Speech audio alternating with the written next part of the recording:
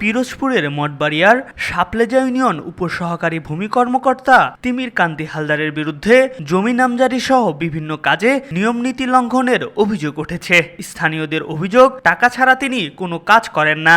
অর্থের বিনিময়ে যাচাই বাছাই ছাড়াই প্রতিবেদন তৈরি করায় প্রতারিত হচ্ছেন অসংখ্য সাধারণ মানুষ। 1100 টাকা যে নামজারি করতে হয় এটা জানতাম না, কিন্তু আজকে জানলাম যে যেটা পেপারে লেখা আছে ওইটাই, কিন্তু আমাদের কাছ থেকে সবাই গ্রাম অঞ্চল জানে যে 7000 টাকা।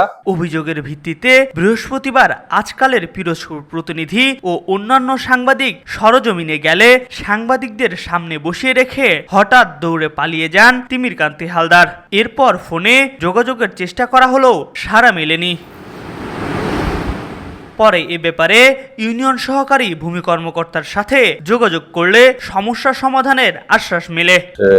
একটু আগে আমার অফিস থেকে বের হয়ে গেছে, আপনাদের দেখেই বোধহয় বের হয়েছে, কিন্তু সে আমার কাছে কিন্তু বলে যায়নি। তিমির কান্তি হালদারের বিরুদ্ধে এ ধরনের অভিযোগ বহু পুরনো। মঠবাড়িয়া সহকারী ভূমি কমিশনার রাইসুল ইসলাম জানান, তিমির কান্তি হালদারের বিরুদ্ধে এর আগেও একাধিক অভিযোগ ওঠায় শাস্তিমূলক ব্যবস্থা নেওয়া হয়েছিল। আমাদের ঊর্ধ্বতন কর্তৃপক্ষের আদেশেই সে কিন্তু ইতোমধ্যে তার বিরুদ্ধে শাস্তিও হয়েছে এবং সে শাস্তি ভোগরত অবস্থায় আছে।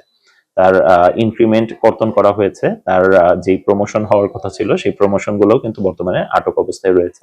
এমন অনিয়ম ও দুর্নীতির কারণে সাধারণ মানুষ জমি সংক্রান্ত নানা জটিলতায় পড়ছেন বলে অভিযোগ স্থানীয়দের। নিউজ ডেস্ক, আজকাল।